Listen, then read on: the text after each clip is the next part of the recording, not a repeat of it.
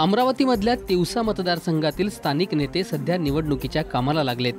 विद्यमान आमदार यशोमती ठाकूर यांच्या काँग्रेस पक्षातूनच अनेक जण निवडणूक लढण्यास इच्छुक आहेत।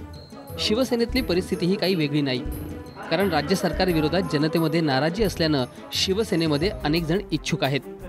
मागील निवडणुकीत यशोमती ठाकूर यांच्या प्रचाराची धुरा समर्थपणे सांभाळणारी त्यांची सख्खी बहीण संयोगिता नाईक निंबाळकर यांना शिवसेनेकडून उमेदवारी मिळण्याची दाट शक्यता आहे। आमदार यशोमती ठाकूर यांची वागणूक ठीक नसल्याची आणि त्यांनी विकास कामं न केल्याची टीका संयोगिता नाईक निंबाळकर यांनी केली आहे।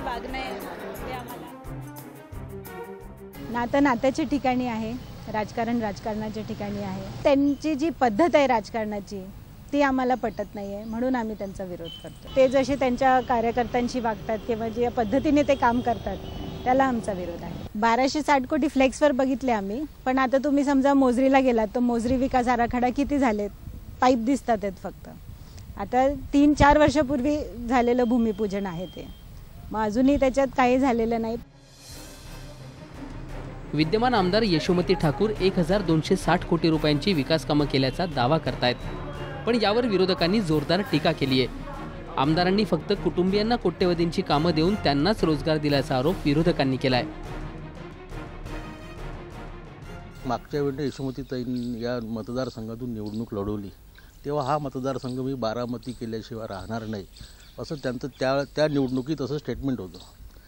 त्यानंतर निवडणूक झाल्यानंतर त्यांनी दुसरा विषय केला, या मतदारसंघात सोफिया जो प्रोजेक्ट आला, सोफिया हा प्रोजेक्ट या मतदारसंघातील बेरोजगार युवकांना नोकऱ्या देईल, परंतु विषय असा आहे का त्या सोफियापासून या मतदारसंघातील किंवा या जिल्ह्यातील बेरोजगार युवकांना नोकऱ्या तर मिळाल्याच नाही।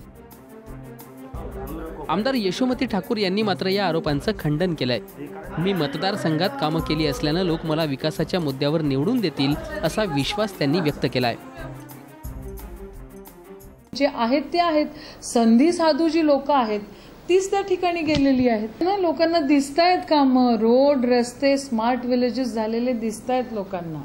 मी काही ब्लूप्रिंट तयार नव्हती केली, मी ॲक्च्युअलमध्ये काम केलेलं आहे। जनतेसमोर मी गेल्या 10 वर्षापासून कशी झटते हे जनतेला माहिती आहे, आणि कामाच्या भरोशेच मी त्या ठिकाणी पुन्हा एकदा विधानसभा लढवती आहे। ज्या बहिणीचा मागील निवडणुकीत यशस्वी प्रचार केला त्यांनाच धूळ चारण्यासाठी यंदा संयोगिता नाईक निंबाळकर यांनी कंबर कसली आहे। त्यामुळे तिवसा मतदारसंघातल्या बहीण विरुद्ध बहीण या संघर्षाकडे सगळ्या राज्याचं लक्ष असणार आहे। प्रशांत कांबळे, जय महाराष्ट्र, अमरावती।